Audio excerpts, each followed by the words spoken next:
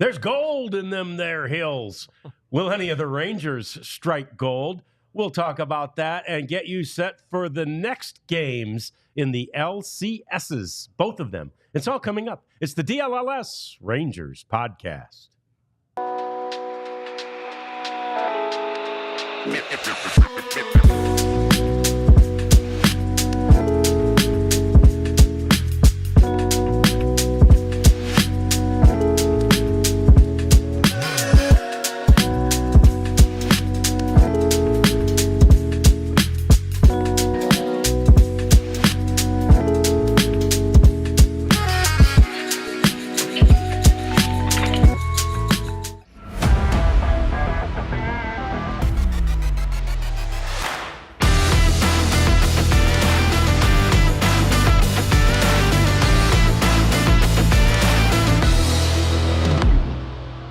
It's up to you, New York, whether or not there will be a Subway Series. Both of the New York baseball teams won yesterday, so we're at least one step closer to that if you root for that, which I made clear yesterday. I do not, but we'll discuss all of that and more here as we continue with the DLLS Rangers podcast. It's John Radigan Rads here with Abby Jones, and J-Dub over there. That's Jeff Wilson. We've got the Prophet over here, Elijah, twisting, tweaking, doing all the things he does to make all these things appear on the screen in front of you or come through your speakers if that's the way you're consuming us. Either way you do it, we appreciate you, and either way you do it, we ask you to like, subscribe, and chat. We need some chatters and some chatter today as we roll on. I am not wearing this gear to troll our Rangers/Cowboys fan. I know many of our Rangers fans are Cowboys fans too.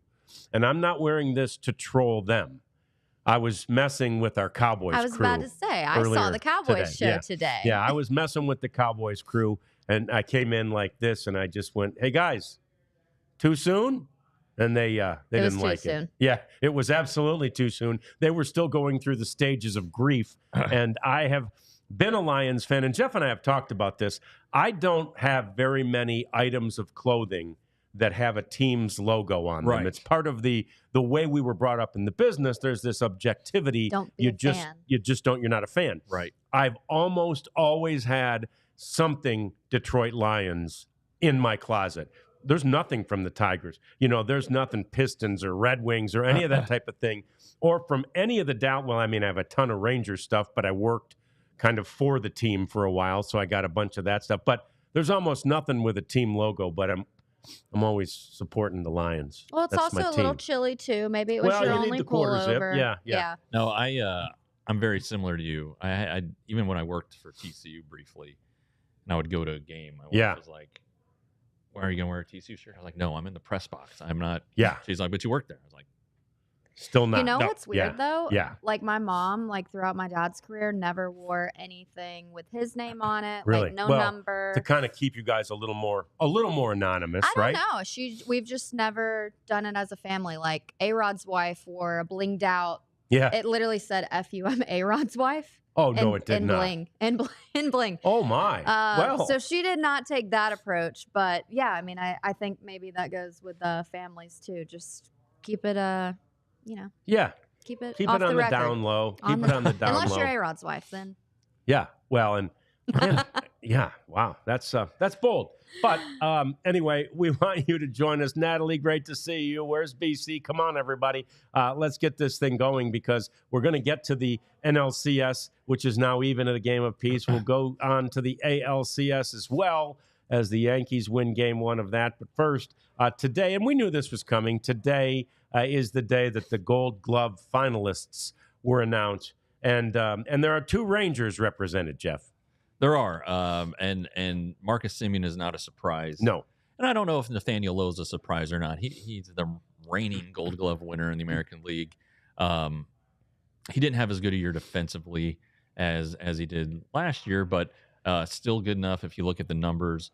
And there aren't any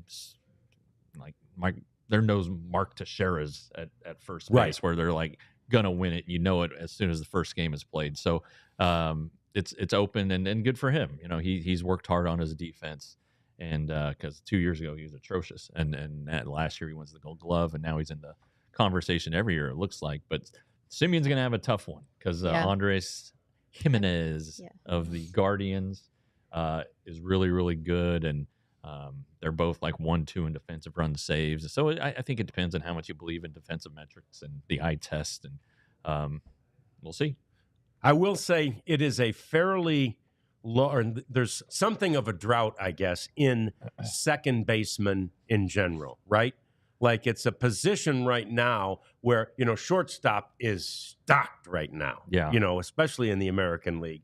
Second base, there's just not a lot of great second basemen out there at this moment. And I just find that interesting. I think it goes in cycles. To your point, right now there are not a lot of great first basemen either. Yeah. Well, I would say, though, that Simeon and Jimenez are great. They're very good right. players. No, I agree. But, yeah, it's not – you're not like trying to choose from 5 people, right? Yeah. Like, as you are at shortstop. Right. And even third base last year, Josh Young got left out. Yeah. And he was kind of deserving of at least being a finalist. Maybe the injury hurt him there. But, so pretty even field. Dlls Garcia was not a finalist.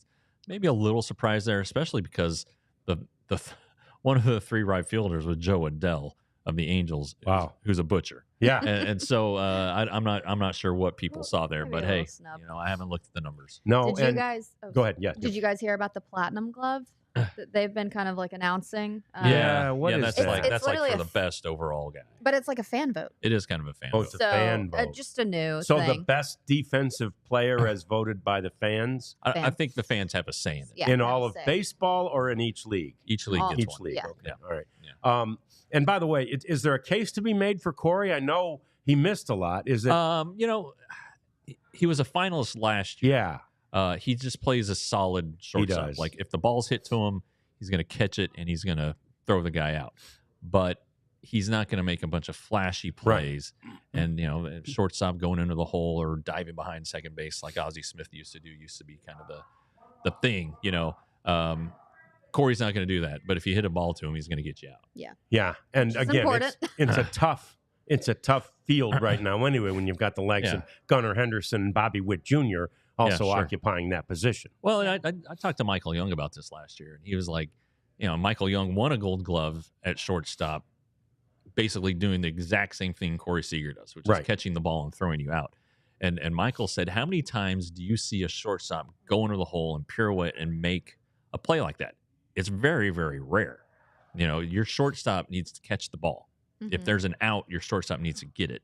And Corey Seager does that really well. And so that's kind of and Michael Young did it well for that year or two. And I remember watching games very early in Elvis Andrus' career with Mark McLemore. And Mac would just get so annoyed. We'd get so excited when Elvis made a spectacular play. And Mac would say, I don't care about those. Make the regular plays, right? Sure. And Elvis knew, and the coaches knew, everybody knew at that time, he did have to work on that, and he got very good at it too. Yeah. No, if he made a stupid error or something, Ron Ross should take him out of the game. Yeah, and I saw it happen. I remember it very distinctly in Baltimore one day. It happened, and Elvis owned up to it afterwards, and Wash did that with Zach Neto this year with the Angels. That's right. And, That's right. Apparently Zach didn't take it as well as Elvis did. But hey, what are you going to do? Yeah. Well, you guys are throwing around a lot of great names. Yeah. If you had to make, your Rangers all-time Gold Glove team, who would it be? Well, I think we're going to have a lot of the same. So let's alternate positions and then see if we have anything different. We'll start. We'll do it in order: 1, 2, 3, 4, 5, 6, 7, 8, 9. Okay. So you're starting with pitcher. Pitcher Kenny Rogers. Yeah, Kenny Rogers is a no-brainer. And he won Gold Gloves. He won Gold Gloves, and he was a great fielding pitcher. Yeah. Always. Okay, so your turn. All right. Catcher. So 2 is catcher, and I am going to and I think this one we'll probably both agree on too, is go with the Hall of Famer, Pudge Rodriguez. Yeah, but Jim Sundberg was a great defensive catcher. You can make a case for him. If there was not a Pudge Rodriguez, it would be Jim Sundberg. Yeah. Yeah. I mean, Jim Sundberg was really, really good, and he won a lot of Gold Gloves in the 70s. You're not going to give honorable mention to Jared Saltalamacchia. I am not. So who are you going with? I just love his name. Who are you going with for catcher, though? Oh, I'm going with Pudge. Yeah, okay. You got to go. So we're the same on the first 2. So you go to the 3, first base. Mark Teixeira. Yeah. Yeah. It's just a no-brainer. He was a third and baseman. he won Gold Gloves here. Yeah, Did he win 2 here? and then he went on to Atlanta and then New York and won Gold Gloves. He's Yeah. just very good. Yeah. Very good. All right, so now we go on Wait, to you that got to was say 3. your 2 On my 2. Well, or 1. You're 1. Did you say your I 1? see. Yeah, Kenny First base. Rogers, Pudge, 3. and then I go with Teixeira as well. Okay. Yeah. Okay. Okay. All right. So 1, 2, 3, 4. 4. Second base. I'm going with my man, Mark McLemore. Oh. Okay. Okay. I'm gonna go with Simeon. I think he's Yep. just really good. I mean both are. And look, they had the kid from New York whose name I'm trying to Soriano. Yeah, Soriano there too. They've Yeah. had some great second basemen. Mark McLemore was such a great second baseman, such a student of the game, and I think people forget now how revolutionary he was in many ways. So, and then of course became a utility player, played for 19 years. Yeah, he could play anywhere. But as a second baseman, Mark McLemore redefined that position for the Texas Rangers at the time. So I'll go with Mac. So we have one different. All There right. you go. All right. So now we go to third base. Is it your turn or my turn? Yours. It's my turn. Well, Adrian Beltre. Yeah, we can't. But Buddy Bell yeah, was fantastic. He There's was. People believe that Buddy Bell should be in the Hall of Fame because he was really good defensively. And if you look at his numbers offensively among other third basemen, they're pretty good. But, Beltre gets it. Hall of Famer. I actually think Buddy Bell has more Gold Gloves than Adrian Beltre. does he really? But yeah. there was a time in Beltre's career when he was in the National League where Scott Rowland he was going against. Yeah. And Scott Rowland was a good defensive player Yeah. too. So he wasn't winning them every year then. So Buddy Bell has 6, and Beltre Beltre had 5, right? has 5, I think. Yeah. I see 3. And a but I'll platinum. check. Beltre did win a Did platinum. he win a platinum? Yeah. Oh, okay, good. Yeah. All right. Now we go to 5 shortstop. Gold Glove for Beltre. Yep. Now we go to shortstop. And this may be controversial. I am going to go with Alex Rodriguez. Yeah. Ooh. No, he won Gold Gloves. There's no question about it. I am going to go with Elvis Yeah, because he did it for longer. he did.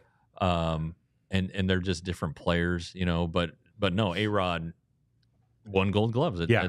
with the Rangers as a Yeah. shortstop. Yeah. And again, his time here is not remembered fondly. I mean, he won Right. some MVPs. He did. I know. He was great. He won batting titles. He won MVPs. I mean, he had a great stint here, and yet because of how it ended in particular, his time here is not recalled fondly. But Yeah. while we watched him, I mean, first of all, when the Rangers got him, it was like, oh my gosh, they got Alex Rodriguez. And then while we watched him, we were like, this guy is something else. Well, And- the contract was 10 years, $252 million. Yeah. Nobody'd ever done that before. No, not even close. Yeah. Yeah. It was probably $10 million per year more than they needed to pay.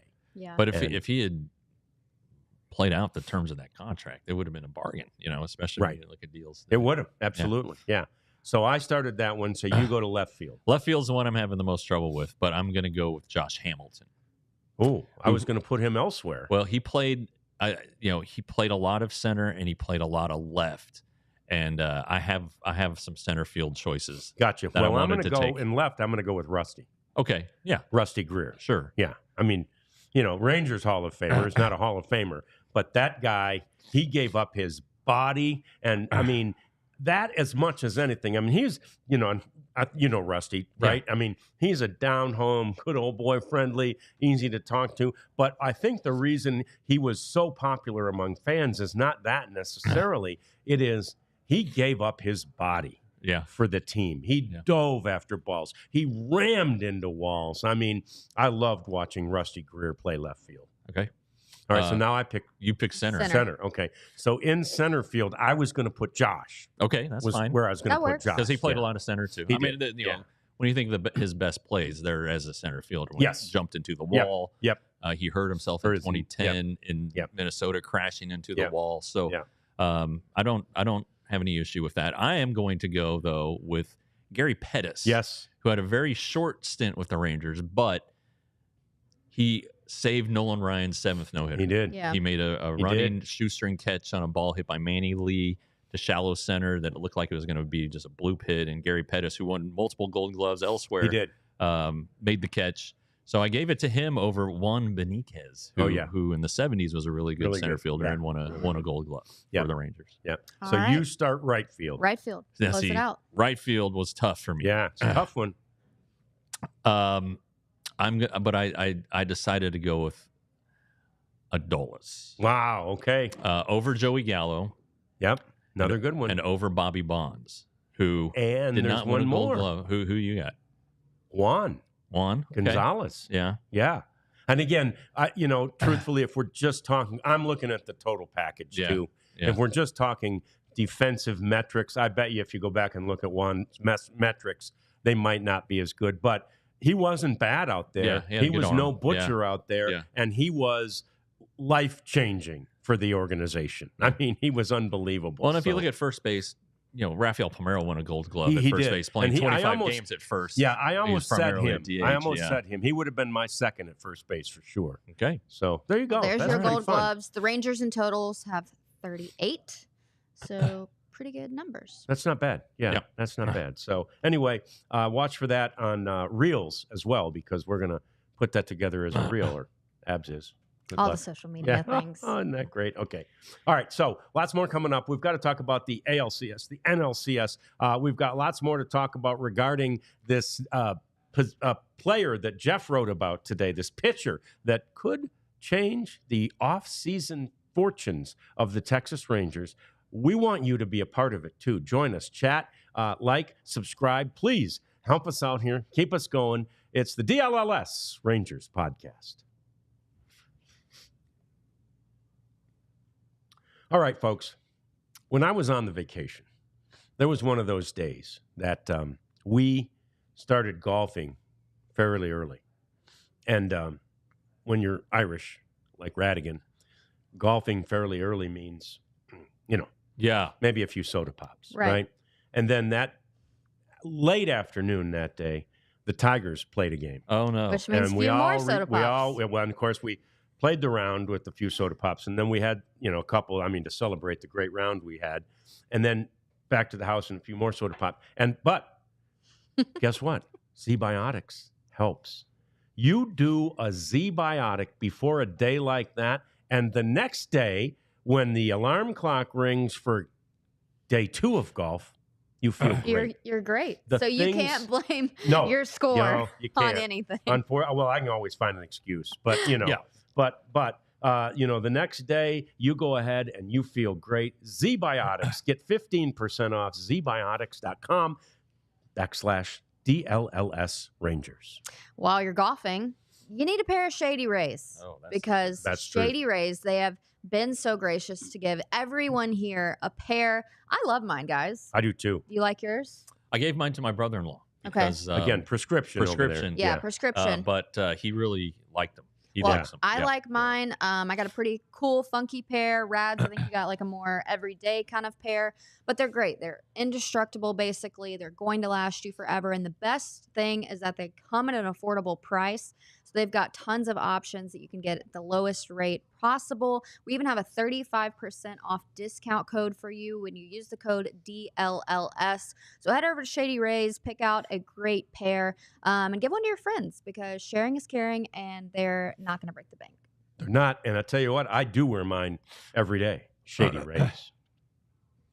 So we did not get to Roki Sasaki. Is that That's how you say it. Roki Sasaki? We were Ooh, meaning Coop to said talk Josh about Smith him got robbed. in that first round, that first segment, I should say. And Jeff has this story behind the paywall. So we'll get to how you become a diehard later. But you want to be a diehard.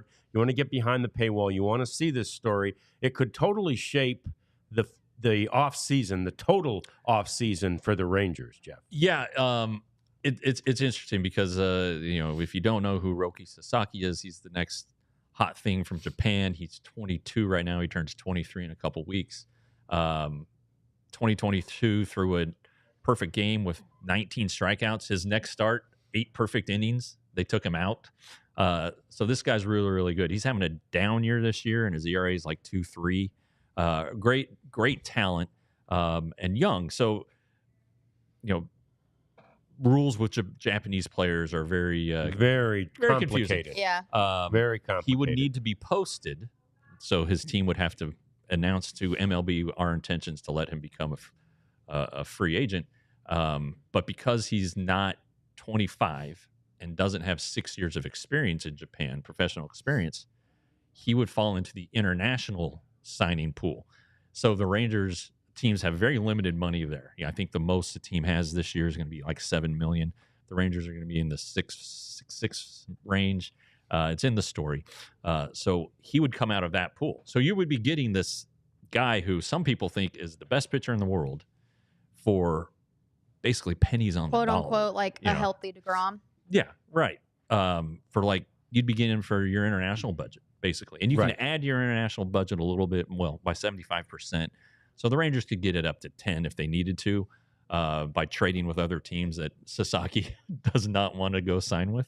But anyway, the fact of the matter is, if he's posted, his team, the Marines, the Chiba Lotte Marines, don't have to post him. The way the free agency works in Japan, they don't have to do it. And now, because they would, instead of getting the outrageous posting fees that like Darvish got, or 51.7 million, went directly to the Nippon Ham Fighters, and that system doesn't exist anymore. Even the system when Ohtani was posted again by the Fighters, they got 20 million. Right after that, though, it became just a percentage of the contract, and so he would be signing for such a small amount of money that the financial benefit just isn't there for the Marines. Like look at Yamamoto for the Dodgers. His team, Oryx, the Buffaloes, waited until he turned 26. All right, so he hadn't met all the criteria to get a huge major league deal. 12 years, $325 million.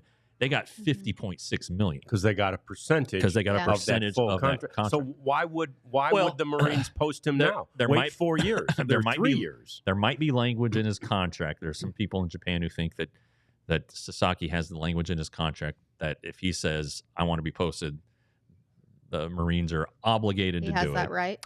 And then generally speaking, though, if the player wants to be posted, they've done it. It's just kind of a tradition in Japan.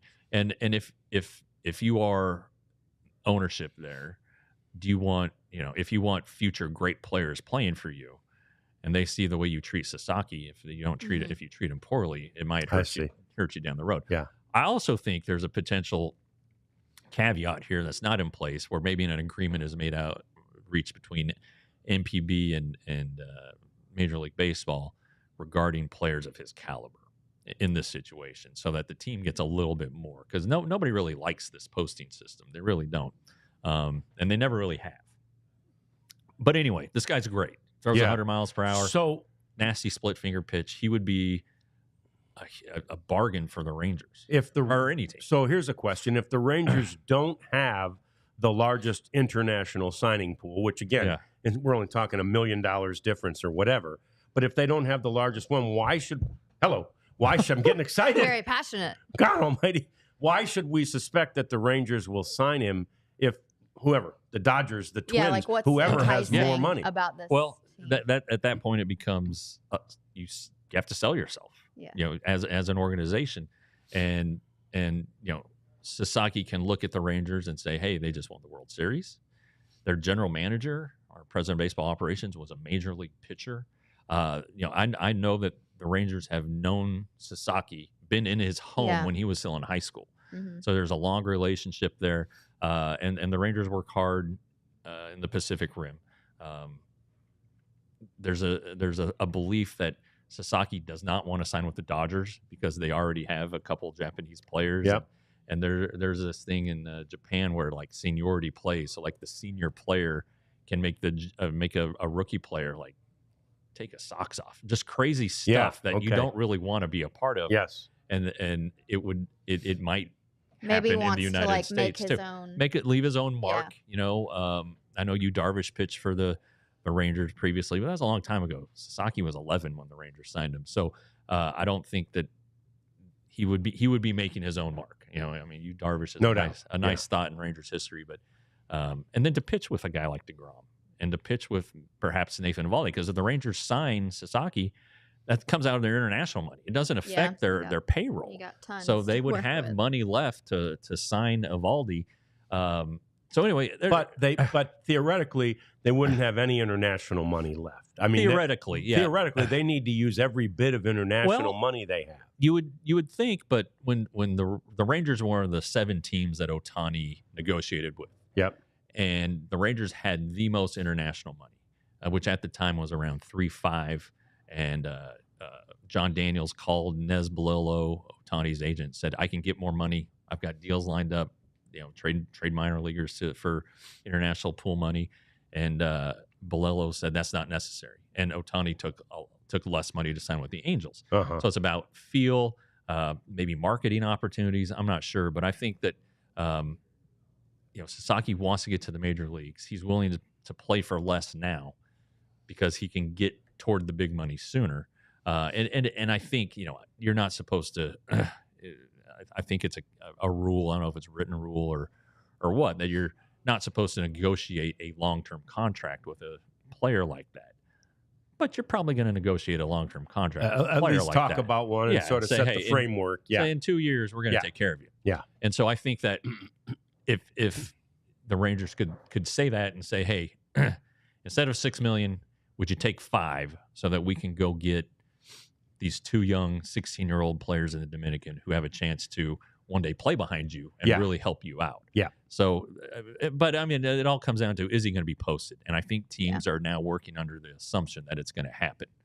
And they're certainly preparing as such. Chris Young went to Japan to see him. Right at the end of the season. Middle September, and then Ross Fenstermaker went at the end of the season. So they're doing their diligence. I was going to ask, though, what other teams have you seen that are interested? Because all 30 teams are going to be interested. All 30 teams could afford to sign him, but the teams with the biggest money are the teams that are the worst teams. So he's not going to want to go play for the A's. So you can A's are out, and then just go down the list of teams that aren't going to be attractive destinations for him, and they aren't going to be able to pay him. That's the other thing. Like Tampa Bay, hey, it'd be great to play for Tampa Bay. They're good. They're going to have a brand new roof on their stadium. They're getting a new roof, and they're getting a new ballpark, but they're not going to have the money to keep them long term. So, and I think ultimately that's what it'll come down to. And then Ohtani never signed his extension with the Angels. Maybe he knew that something bigger awaited, but I mean, he got a lot of money in arbitration. His last arbitration year, he paid a ton of money, but the $700 million was waiting somewhere for him. I don't even think he could have envisioned that. But the point is, Sasaki is a franchise-changing player. Yeah. He's going to be 23 in his first major league season if he gets posted this year. And he's already thought of as being one of the best pitchers in the world. A scout told me that Sasaki is as good as DeGrom. Wow. All right. So imagine the Rangers having DeGrom, Sasaki, Eovaldi, Rocker, and then whoever else you want to put in there. John Gray or, Jack Leiter or Tyler Mahle. And then, too, just like if that is your comparison, then would that be interesting to go to the team that has that guy? Like, I don't know. Like if I'm being compared to that person, then if I can go talk to that guy myself and learn things, that would be enticing to me. I agree. I think that's probably certainly in the Rangers' favor, right? That he, it's a small world, as we say. He knows that Jacob deGrom right now is considered the best pitcher in the world when he's healthy. When healthy, right? Yeah. And he's like, so I want to go be with him, and prove that I'm the best pitcher in the world. Yeah. So I think I think the Rangers have a chance. They'll be in the conversation. And maybe the greatest thing you said about all this is, because it's so little money, relatively speaking, and it comes out of a different budget. Plenty of room for Evo. You got Evo. Yeah. Right, I mean, I don't want to say what a great. I mean, what a great rotation that would be. My God. Yeah. I mean, they've got to change, and then it's and teams, when they are going through a free agent process or an off season, they're looking at 2025, but you got to look down the road. Eventually Jacob DeGrom's going to run a contract. So John Gray's going to be a free agent after next season. So you still have to replace these guys. And, with the money situation as it is, and things that are evolving, it's just there's so many reasons to do it, but all 30 teams want to sign him and will have the capability of signing him, at least theoretically. But it'll come down to a handful of teams. And Do I we want to suspect that the mention Rangers will another be one of them. possible Yeah, I was going to say free agent? it seems like I thought you were going to say another team, because it seems like the Tigers, who have a lot. I mean, again, they weren't expected to be where they are. I assume they probably have a lot of international money. They have no payroll. So are the Tigers a player? Do you know? Have you? I don't know. I'm sure. Yeah, we got everyone. They're all going to look. Yeah. But does Sasaki want to go to Detroit? Yeah. No, that's a good point. I mean, does anyone? Right. Frankly, I don't know. Yeah. That's how they shut me up on the Cowboys show. Basically, I heard. They said, "Hey, you're going to move back to Detroit," and I'm like, "Okay, touche. I'm going to cover up my lion again." And away we go. So we got more coming up. We've got to get to the ALCS, the NLCS, and we've got some proposed changes, I suppose, to the postseason process. So that's all coming up. We appreciate the chatting. We appreciate the liking and subscribing. Keep it up. It's all coming up on the DLLS Rangers podcast. Roki Sasaki is probably too young for this next spot, but fellas who are a little bit older, this might be good for you. It's our friends at Blue Chew. They say that first impressions are important. What about lasting impressions? It's not just for the fellas, it's for the ladies. That's where Blue Chew comes in. It helps boost your confidence in the bedroom so that you can perform at your very best. Blue Chew is an online service that delivers the same active ingredients as Viagra, Cialis, and Levitra, but at a fraction of the cost and in a chewable form. It's simple. Sign up at BlueChew.com. Consult with one of their licensed medical providers, and once you're approved, you'll receive your prescription in days. The tablets are made in the USA, which is sweet. The best part, it's all done online. That means no uncomfortable conversations with your doctor and his receptionist and the nurse and everybody else. So we've got a special deal for our listeners. Try Blue Chew free when you use our promo code ALLCITY at checkout and just pay the $5 shipping. That's BlueChew.com, promo code ALLCITY to receive your first month free. Visit BlueChew.com for more details and important safety information. We thank Blue Chew for sponsoring this podcast. We do indeed, and we thank Rugged Road for all that they have provided for us. This is a very unique, versatile outdoor cooler that you can utilize. It's perfect for every outdoor activity, from sailing to fishing to tubing to tailgating to anything you do. Going to the games out there at the field when you're watching your young boys and girls play baseball and softball or soccer or whatever they play. These are fantastic. They're durable. They're wonderful. They do have floatability for those of you who like to fish or sail and you might see it go overboard. There's a man overboard. No, you're fine. You're going to be okay. Rugged Road. It's our favorite cooler. Use the promo code DLLS to get 10% off Rugged Road. Now, we talk about these LCSs, which were really exciting again, in spite of the fact that both New York teams won. I hate to say, but they were one step closer to the Subway Series. One step closer to John Radigan. My nightmare. Yeah, no, that's not a nightmare. It'd be fine. It's still a lot of steps to be taken. There are a lot of steps to be taken. It's not over until it's over. It's not. So I guess we start with the American League Championship Series, since the team we cover, follow, and talk about most is an American League team. And by the way, these Yankees are a team that the Rangers have beaten to get to the promised land on more than one occasion. So yeah, I again go back to MLB wants, of course, Yankees Dodgers. Yep, no doubt. I could see a lot of appeal to that just based on the history. Yep. But I tell you what, what looked like it would be a cakewalk for the Dodgers does not look like a cakewalk anymore. No. The Yankees had it easy against the Guardians, although the Guardians played pretty well after let's say the fifth inning. Yep. And they have their guy going today. So we'll see. But the Yankees have their guy going too.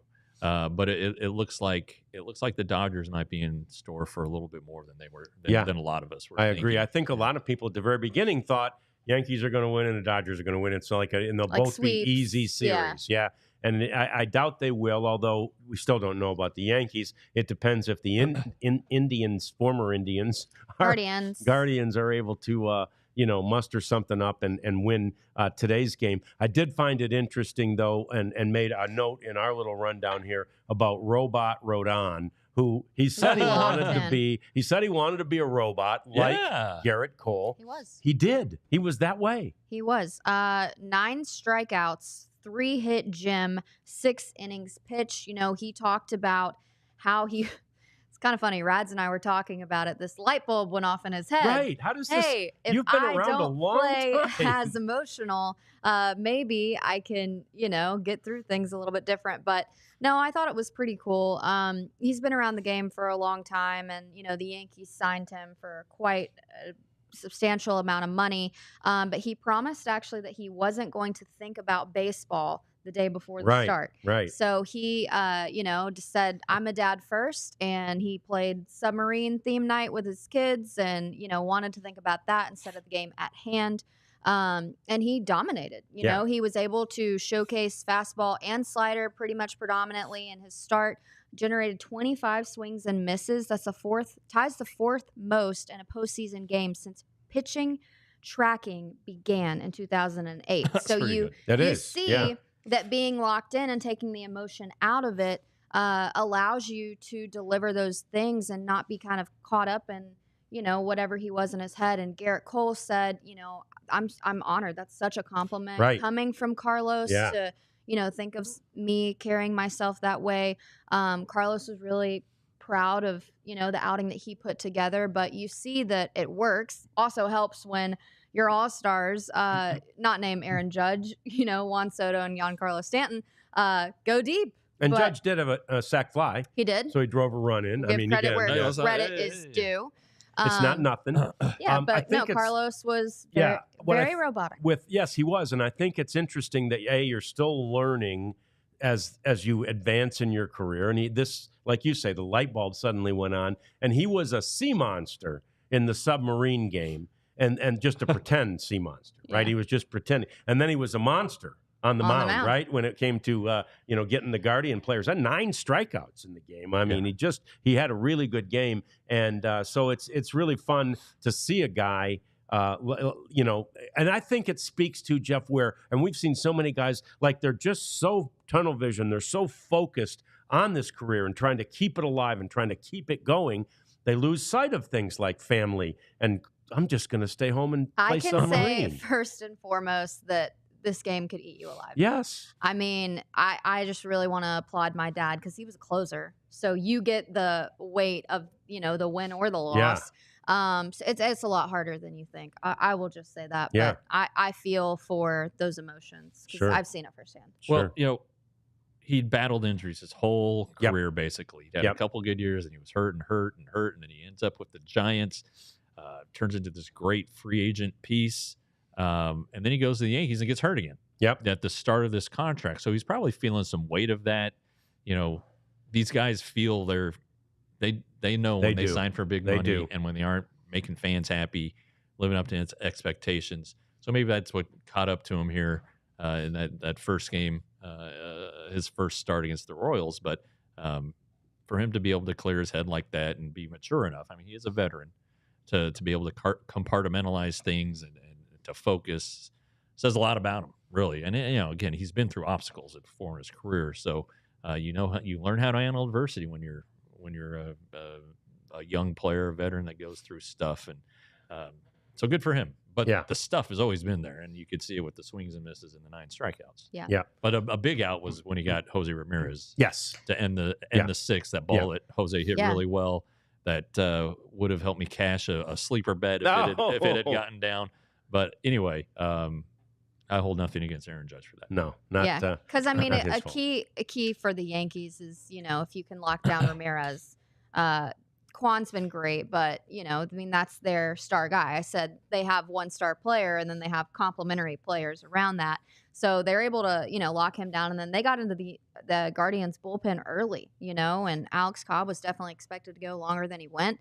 As far as the game today, they didn't use their star relievers that you kind of thought they would. So those guys are going to have a little bit more rest. But gosh, I mean, you're hoping with Tanner Bybee that he can make it to 5 innings. Like be allowed to make it. Right. That's the thing that, we talked about. This matchup today is really interesting because the Guardians' pitching strategy, it's telling. You know, it's Well, because they have such a great bullpen, right? They do. If you have such a great bullpen as a manager, you're tempted. Like, I want to get to the bullpen. I want to get to the bullpen, right? Let your starter go. Yeah, but the Matthew Boyd Tigers game was ridiculous. And Bibby's first game, yeah, you know, they took him out. Four and he to- was four and a third. cruising. He had And nine- after he had four and a 9 third. strikeouts. Yeah. So 9 of 13 outs were strikeouts Yeah. by the pitcher, obviously. Yeah. And then they just didn't let him go. Now, Cleveland will have its best relievers available tonight. They will. So Heron's available. Clase is available. So they'll be able to do that. And there's an off day tomorrow, so that helps. Yep. You don't have to conserve anybody for a third straight game. That'll come into play when the series goes to Cleveland. But this game is monumental for Cleveland. Yes. Because teams go up 2-0 in a 7-game series, win the series 84% of the time. We've talked about Yankee Stadium, how difficult it is to pitch there. I mean, the Yankees are looking to Garrett Cole because if you remember that Garrett Cole signing, you know, he was a part of the Houston Astros team in 2019 that kicked the Yankees out of the ALCS. Right. So they go to this guy with a 9-year deal and they say, hey, can you be our ace? And Garrett Cole wants to be that guy. You know, it could kind of be like a little,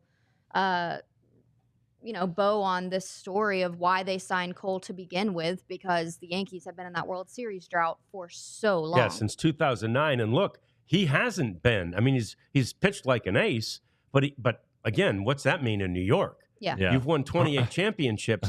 It's like World Series win or bust. Yeah. And he hasn't gotten them there yet. So I imagine he's feeling a little bit of that. But I will say, thus far, it appears he's also responding well to that. Yeah, you know, it's to your point, when it was in the 60s and 50s, you know, Whitey Ford, was, you know, Ron Guidry in the 70s.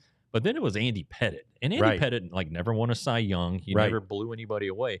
But when it came to the postseason, he was just built different. Awesome. Yep. And so, you know, I think I saw that Rodon had talked to Pettitte about also staying within yourself and doing what you can. But yeah, Garrett Cole's is different. You know, he's won a Cy Young. He's a runner-up to Verlander a few years ago, and when in Houston, you know, 95, 99, 90, whatever. And when it's cold, it just gets harder and harder to hit. So Cleveland has its hands full. No doubt. Well, Cole has a 11-2 with a 2.5 ERA in 15 starts against Cleveland. Yeah. Okay. So that's good. Yeah. You got to feel pretty good about those numbers going into that. You want to talk about Taylor Swift? She was there. Travis Kelce. No, here's the thing I think is cool about it. I don't care. I really, you know, he is a Cleveland guy. He's a Guardians fan. Yeah. He's a Cleveland guy from Cleveland Heights, Ohio. He was, and this is, maybe I'm only doing it so I can make fun of the guy, but he threw out the first pitch and a game in April in Cleveland. Oh, he did. And he was wearing a Chiefs. No, I think he was actually wearing a Guardians jersey, whichever it was. And he unbuttoned it before he threw the pitch and wore a shirt, had a shirt on that said, you know, I'm from Cleveland, or, you know, something like that. And then, and he was an all-state player in basketball, football, and baseball at Cleveland Heights High School. And he threw that thing 50 feet. It didn't even make it to the dirt. It bounced over the catcher's head. Which the catcher was a pitcher, but anyway, and it was horrible. So anyway, but he is a big Cleveland sports in general fan. I did see that she cheered when Juan Soto hit the home run, and she like looked at him. She's like, "Yay!" And he's like, "No, wrong team." Like, no, no? I'm not into that. So anyway, that's cool. That's a sidebar story that really doesn't affect much, but you know, it's got the attention of the world. It sure does, and the attention of a lot of our young viewers here on Just the like, DLLS Rangers I had to podcast. I told my daughter about it today on the way to school. She's like, See, okay, for that I can respect the brownie points with the dad thing. Yeah, because there were some little girls wanting to watch Chiefs games because of Taylor Swift, and I'd imagine if you're a dad, little girls like my 41-year-old wife. Yeah. Well, hey. And to your There's point, no age limit on it, you know, but you get my point. But to your point, though, it make a young daughter more interested in watching a baseball game too, or football, you know, Taylor Swift. Yards. They're just going to show Taylor on the sidelines or in the suite. That's I mean, awesome. I tuned into that Toy Story football game. Did you? Yeah. I think I swam over there. It was for a kind of minute. fun. Yeah. I did not get over to that stat game last night. I did about not that. either. I forgot about that. All right. So more coming up as we continue to talk NLCS. And we also have some things to clean up with regard to the possibility of a difference in the playoff format in the future. It's all coming up as we go batting cleanup next. But that's all coming next on the DLLS Rangers podcast.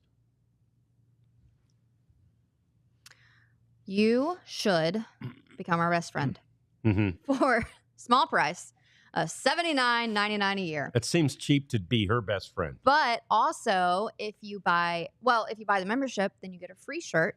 Yeah. So that's like $40. Makes it about $45. $45. So you get a free T-shirt every single year. You get 20% off of the events. You get 20% off merchandise. And we will have events soon. We've mentioned the spring training thing, but we also cover the Cowboys, the Mavericks, the Stars, Wings, TCU. So I think there are going to be other options there. It's not just the Rangers. So if you're a fan of it all, it is the one-stop shop for Dallas sports, and you can sign up at alldlls.com. And I got a feeling if you become a diehard and get the free shirt, and you're automatically our best friend, Abby's best friend. But then if you wear that shirt and find her out somewhere and get a picture made with her wearing your DLS, you're like her double best friend. Really my best friend. Double best friend.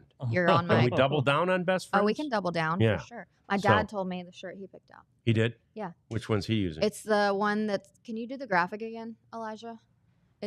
Which is the one I would probably pick too, the DLLS, like with all the logos. Oh, with the I different like that logos. one. Yeah, I I like need to that get one. that one. Yeah. Well, you bought 4. That one so- makes my head spin a Yeah, little bit. I did get 4. that But didn't hey, make it in need your- one for every day of the week. Every Really? occasion.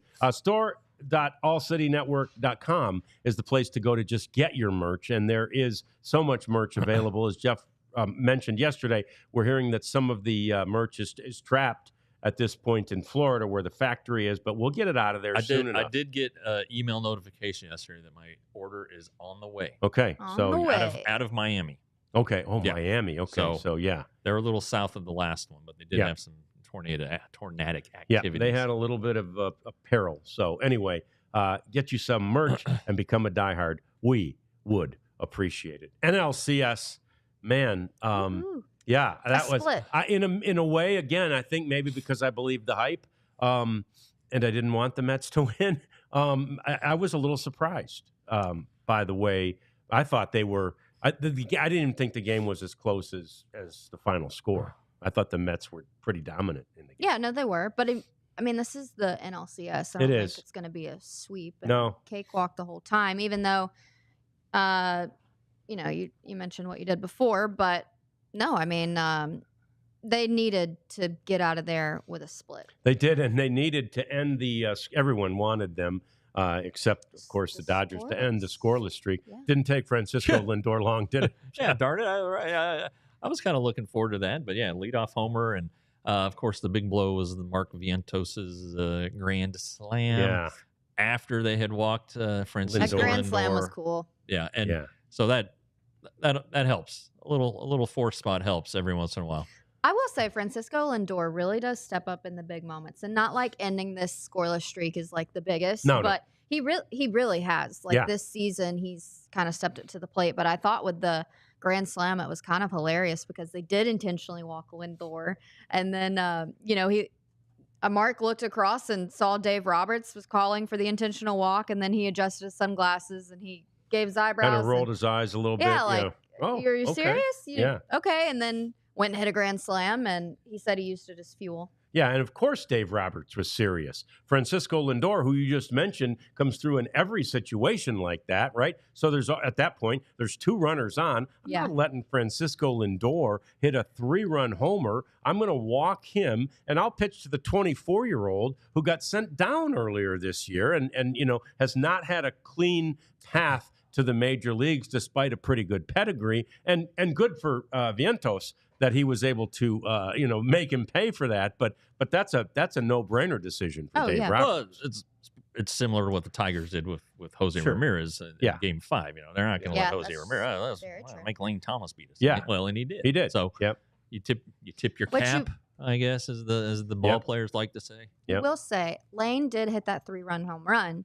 So, I mean, you're not saying that he's better than Jose in that situation, but I would have used context clues in that series. Mm-hmm. But anyway. Yeah. No, a pretty cool nod for Mark Vientos is he is 6 multi-hit games in his first 9 career postseason contests. Wow. The only player with more in MLB history is Mr. Ken Griffey Jr. Wow. Oh, so that's a pretty neat little stat to join. Yeah, that's pretty rarefied air. When you're the kid, joining the kid. Yeah, that's right. That's exactly right. You know, and Ken Griffey didn't play in the postseason a lot. Yeah. He did. 95 and then 2001 yep. when the Mariners were so great. So they didn't. Yeah. He was a good player. Yeah. Yeah. He was pretty good. Yeah, I mean, Abby's dad has his jersey all framed up. That's right. At home. That's right. Griffey was our buddy in Cincinnati. Sure. Yeah. Good guy. He casually invited us to his dinner and gave us the address. We pulled up and it's a yacht. Oh, no so kidding. we were like, all right, Ken Griffey. So on a lake or the Ohio River? I think it's like the Ohio River. All right. Yeah, that's it's a big river. It's a big river. Yeah. It's a wide berth. We thought we were going to dinner. Yeah. With mac and cheese and I don't know. We're going sailing. Yeah. Seafood. Seafood. No matter what the food was, it becomes seafood. I love the Brent Honeywell story. Brent is walking back from pitching an inning for the Dodgers, and he looks down and it's like, oh, wow, there's a snake. Not a snake in my boot, as Woody once said. Not a snake in my boot, but a snake in the dugout. And it wasn't like a huge snake, but it's still a pretty good sized snake slithering through the dugout. And nobody freaked out too bad, thankfully. But it was. And then they asked Honeywell about it after the game, and he goes, "Hey, are you kidding me? You know how many reptiles I've seen in dugouts over the years?" He pitched in Port Charlotte. Jeff, did you ever? I never covered. You never made it there? I made it there as a guest of former beat writers. Okay. But all right. I did not have to cover. Yeah, but yes, so I've been to Port Charlotte. I went to Port Charlotte's field many, many times. Now, or at least recently when Honeywell was there, is a part of the Tampa Bay Rays system. Anyway, he gets to the clubhouse one day, and he's like, where is everybody? Everybody pranking me? What's going on? They were all outside looking at this, Elijah. Let's take a look at what was in the visiting dugout in the Tampa or the Port Charlotte. Alligator. Look at that thing. Or is that a crocodile? That's an alligator. Alligator. But yeah, I mean, out beyond center field was that big marshy area. Yeah. And there was a gator out there who, back in the day, Joe Macco, who was the Rangers club attendant, Joe Macco named him Allie. Oh, Allie the alligator. Alligator. Yeah. So, and one day I was trying to do a stand-up, do a bit. So I'm throwing whatever I can find just to try and, near him, just to try and get him off the mud and swimming. And Macco comes out and sees me, and he brings a bag of balls. He starts throwing baseballs at the alligator. I'm like, I don't want to make him mad, Joe. But I'll be darned, we got him swimming. And I was able to hold my microphone there and say, alligator, whatever I said. I need that clip. Isn't that funny? Yeah. I need you to find that. Please find that. Yeah. So anyway, they wanted it to be like a rally snake, though. I know. Like they were like, so many hey, of these it's going to teams. be there. Didn't the Padres have a rally goose at one point? Yep. I mean, so many of these teams have had that, but it never became the rally snake that they were hoping for. But just a interesting little sidebar. And truthfully, when you're losing in a way that probably seemed even to them, somewhat dominant on the part of the opposing team, a little levity helps, right? Just break it up. It's not that big a deal. All right, here we go. It's a game, and we've got, theoretically 5 more in this series. So let's take a break and get after it. So I do think one interesting thing about this, just we were kind of talking about the format of things. And when you talk about the travel of this NLCS series, I mean, that's going to definitely take a toll because, no doubt. Monday or the first day was Sunday, Monday, they played in LA. Yeah. And then it was a bullpen day and then a travel day and then, Walker Buehler tomorrow. So it's like, I don't know. I'm interested to see how the miles kind of play out on this series because I do think it's going to, if it goes to a game 7, it's going to tax each team. No doubt. A little And look, bit. And then if the Dodgers win, and either team really, but especially if the Yankees and Dodgers win, then it's the same they're thing. right back in the same boat. Yeah. Well, and going west to east makes a big difference. And they all travel. They traveled last night after the game. Yep. So the game started at 1 there. It's one of the reasons it was early. It was a getaway day game. And so they probably got to the airport by 6 or 7, but that's 10 o'clock in New York. Yep. And you're flying 5-6 hours, so you're getting to New York late. You're getting to the hotel late. Probably voluntary workout, I would guess today. The manager and the starting pitcher will have to go, but probably not. Probably if you want the day off, you can have the day off. Now I don't know if a lot of guys take it, but it's tough on both teams. It is, and you sleep on the plane, whatever, but still, it's not good sleep. It's not as restful, that's for sure. Yeah. There's no doubt about that. So.